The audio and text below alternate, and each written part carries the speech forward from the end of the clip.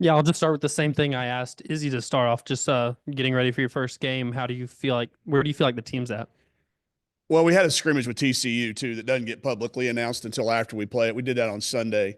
I think when you combine we had 28 practices. We will have had 28 plus the two scrimmages. I think we got exactly what we needed to get accomplished. Nobody got hurt, no major injuries. We got a few dings, but not what you would normally have this time of the year. We're lucky there. Actually, both teams, like TCU and us, Northeastern State, everybody got through what they needed. Then within our practices, we've still not settled in completely on a rotation. There's some battles going on for some minutes to be played. Some have been decided, but not all of them. So I think we know more than we knew the day before, but still not enough to be ready to play on Sunday. We have practice today, be off tomorrow. We'll practice Friday, Saturday, Sunday, play Monday. As Izzy mentioned, we haven't talked about Fairfield yet, other than to let them know that it's not your typical season opener. You see a 3 beside anybody's record with a second number after it. They've had a great year and then return everybody like she mentioned. They do know who we're playing. They know they're very good. But we've really decided to take every single game with the same approach this year, regardless of whether they were 31-1 or 1-31. So I think it's good to hear her echo that, what we've been trying to talk about. So I think as coaches, we're pleased with where we are.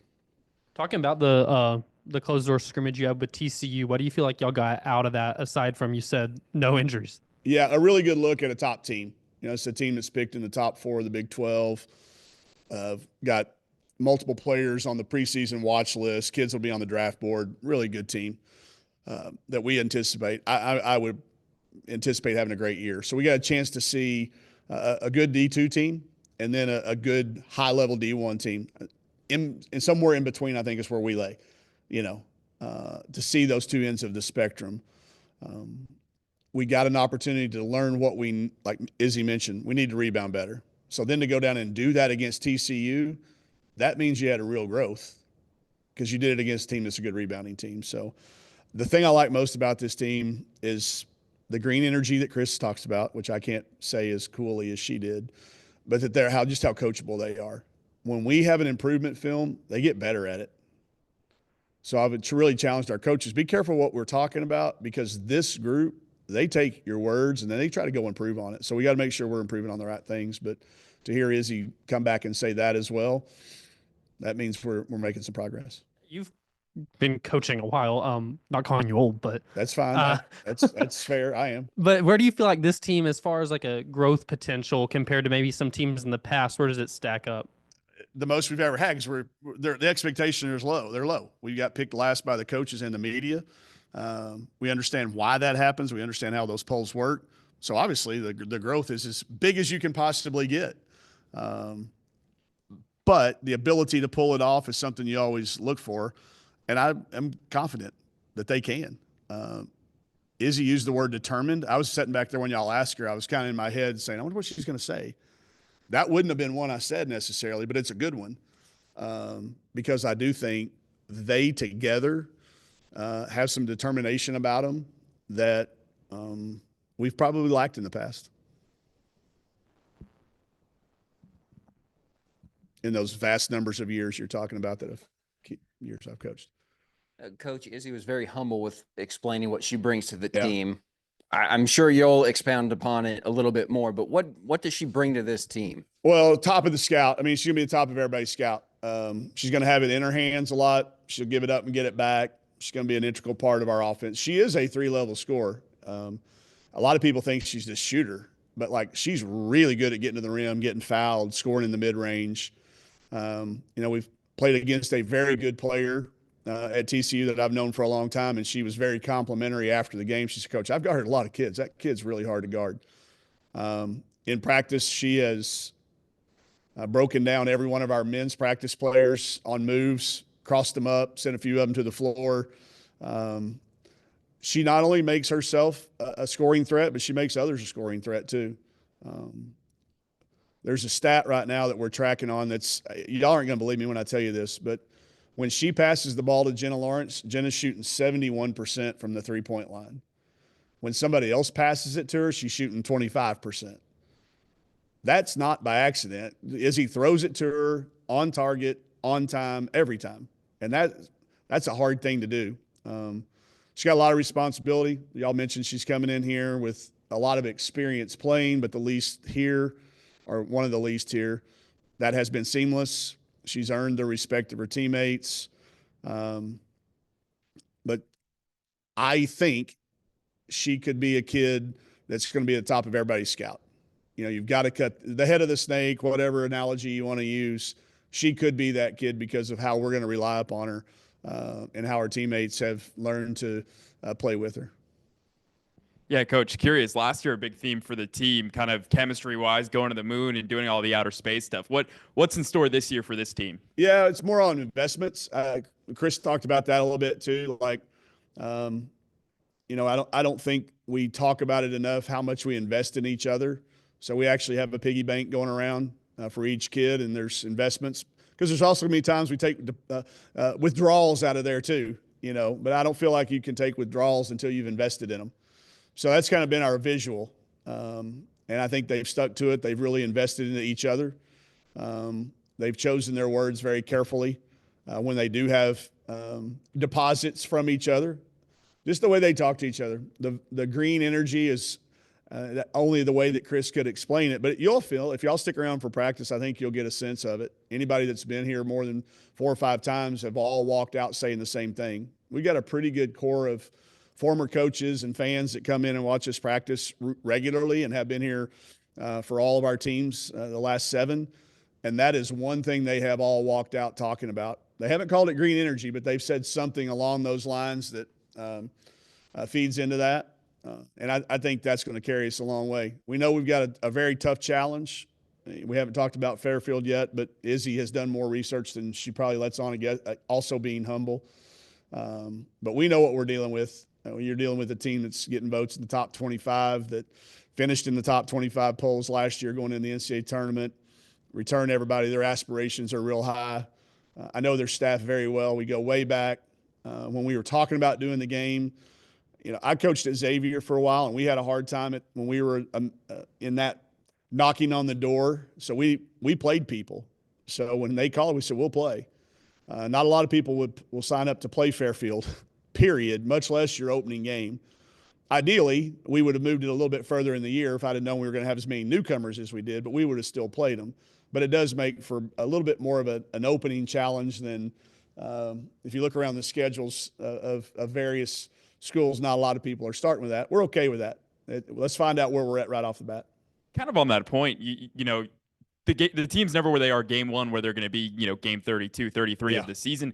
When your team does step on the court of what you've seen so far, where do you hope that kind of trajectory is against Fairfield? Yeah, the starting point. It's going to be a starting point for sure. I'm glad we played TC in a closed-door scrimmage. It gave us a chance to kind of get smacked in the face a little bit and be ready for that game that's coming. If we'd have played another closed-door scrimmage against an opponent that maybe wasn't a Division I, or we might not have had that. It'd have been a false sense of security. So I do think trajectory-wise, it's going to be a game-by-game, practice-by-practice type thing for us. But I am having as much fun coaching as I've ever had with this group because of their approach every single day, the way they have approached it, the way they've handled getting smacked in the face and bouncing back, and the way they've handled any adversity that has come our way. I think that's gives us all hope that through game 32, there'll be steady improvement. I think we all know, like, whenever you got here, how quick of a change there was as far as wins, loss. Yep. How quick you look at Fairfield, they've been a good program, but what their coach has done to come in 2 years and kind of have a similar thing what happened here, where you just all of a sudden they're in the AP top 25. Yeah. What does that take for a coach to get that type of quick buy-in and instant results, it seems like? Well, she is from a coaching background. I mean, if you just research her, you know what she's been around. You know the conversations they have over their holiday meals, and she's been made for this. She was, as a young assistant coach, was somebody on the road that you knew that given the opportunity, this was going to happen. It was going to happen quickly, and she was smart enough to take us a job that she knew she could do. the timing was perfect. She knew the players that she could bring with us. You know, she'd just come from Mississippi State, where she'd been recruiting a lot of high level kids. I think she had a really good sense. And then the timing coming in when the transfer portal was a thing. She knew she could dip in there and get the right people and retain the ones that she needed to. We talked about that a lot back 8 years ago. The right people stayed, and then we were able to get the right people in early. I think that's very similar to what she's done. And then she can really coach. She's built a great staff, and they all believe. And anybody, again, in our sport knows that they're not your typical mid-major or whatever you want to say, however you want to put it. I think they're a team that, again, this year they've scheduled up. If they win 31 games this year, they're going to be ranked in the top 10 because of who they've played this year. They probably won't win as many games, but they're going to be a better team. I'll have one quick one to wrap it up. Yep. You talk about just how enjoyable it is to coach this team. And for many people and fans, they probably don't know what to expect from this team yet. A lot of new players, newcomers, you kind of rebuilding the roster. Just what can fans expect from this Arkansas Razorback team? Yeah, a lot of personality. I don't have anybody. By the way, you want to play poker with all of my kids because none of them can hide their emotions and their personalities. It comes out. We've maybe got one person that might get misread, but as soon as you get her comfortable, she can't hide it either. You know, I think one thing that we've always had on the women's side in college basketball is that engagement level. And once our fans engage with these kids, they're going to see why I'm walking around with a smile on my face a lot, probably more than I have the last few years, because of the way they show up every day and the things that they demand. They want to be coached. They're looking for feedback. They take the feedback. They make it something that they focus on. And that's not always happened the last 2 or 3 years, ever since the changes have come to college athletics. I think this particular group, their purpose for playing and my purpose for coaching match up really well. It's one of those things that's constantly evolving in college athletics right now. And this particular group of kids, I think eventually we can make them into a puzzle. We had a lot of great pieces last year. I could just never figure out how to make them into a puzzle that fit together.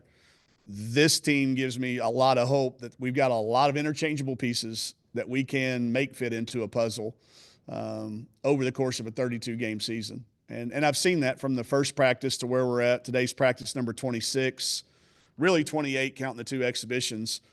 And if you've seen it from 1 to 28, then you would understand what I'm talking about. Hopefully, if y'all do stay, y'all will sense what Chris was talking about, and this can kind of be your starting point to see how we do as the year goes along. Go ahead. I'm not in any hurry, I don't think, am I? I got one more quick one. No. We've talked a lot about, international side of the ball. I'm curious, how are you doing on languages and picking up some of the, new dialects that you get to hear with the team? Not very well. I really focused on Spanish that first year because we had Chris. Here's what I'll tell you. They speak English just fine. There is no separation. The rest of the world learns our language way more than we learn their languages. There's been no communication barrier. I think the biggest thing is my Southern drawl. When they go, what did he say? Like, they're like, that was English. You just don't know that word yet. Like, they don't teach that in the proper schools. So it's been a lot of fun. If y'all follow Sasha on social media, she's kind of going around with each kid, asking them different words in their languages and then in their dialects. So it's been informative. It's been a bigger challenge for me probably than it has for them. I have learned there's certain words that just don't translate. And it's going to continue to be that way. I do know it's made us better teachers as coaches. I know that for a fact because in talking to everybody that we have up there on the hall, they are hanging on our words. So it's very important we use the right ones. And it's really easy to see when there's a disconnect. Like their expressions will let you know that the word that we use does not translate, or we said it in a manner that it doesn't comprehend with them. So it's fun to have so many, but it's also, I think it makes us all have a little bit of tolerance for each other and a greater understanding for each other, that we all have different backgrounds, and to see them all come together. We went to Six Flags on the way down to play TCU, and to see the different reactions to roller coasters, and it was Fright Night, so you had a lot of people in costume. It was the first time a lot of kids had seen certain things and experienced certain things, and that's always it's always fun to see them go through that together. Who was one of those players that stuck out that had one of those funny moments at Six Flags? Danica, for sure. And she walked on the bus. She won one of those big stuffed animals and she could not have been more proud of this, the stuffed animals. I think the rides themselves, I didn't go ride. I had the boys with me, so I spent most of my time on the small rides. I did ride Batman one time, and that was it. But hearing their talk on the back of the bus, it sounded like they all had moments. Even our kids from as far away as Farmington had moments of shock and awe when it came to those roller coasters. Thanks, Coach. Yep. Go. I know this is our first time in one of these things, so just wanted to ask about Emery. Yeah. I know she's off the roster now. Some clarity on that situation. Yeah, she'll be here for our kids game on Thursday. Still student and part of our team. She's not here on a daily basis. She's back home, but she's still a student at the university. She's finishing her degree online. There's some things that basketball-wise she couldn't continue to do that I would, we'll let her tell her story whenever the time comes.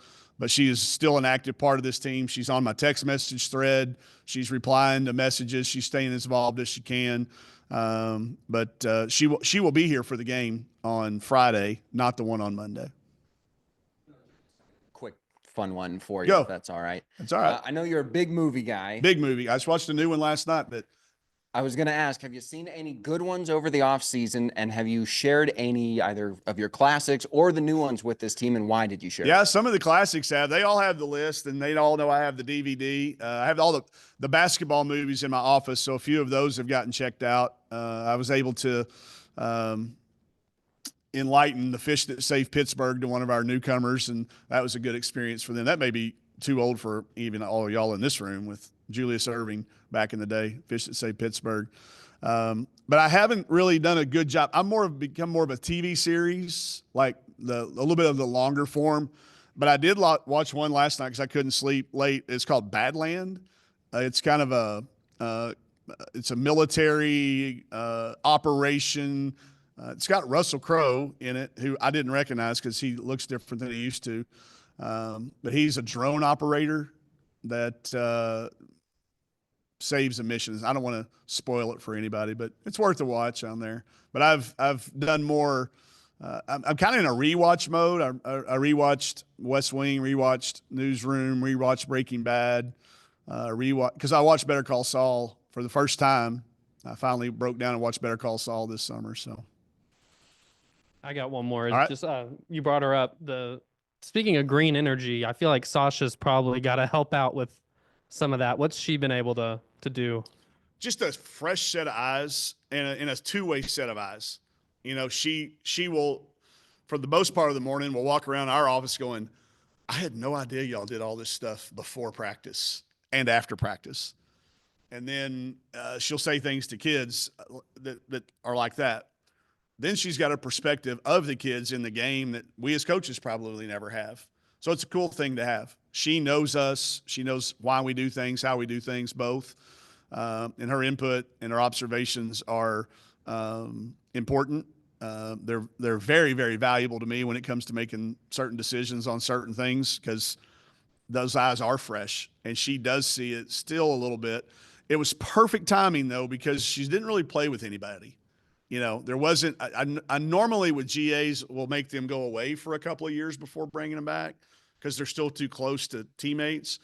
But because of the transfer portal, she didn't really play with any of these kids. So there was very, very little overlap with players, just a little bit during last summer. So it's been I know beneficial for us. I'd love for y'all to talk to Sasha about it. She'll probably give you a unique perspective. But I know from all of us on the hallway, she touches us every single day. She's an unbelievable project doer. Like if you give her a project, it's going to come back better than you expected and faster than you expected. So I've tried to tell her to slow down just a little bit. Otherwise, she's going to get overworked. But she's been phenomenal. Go Hawks.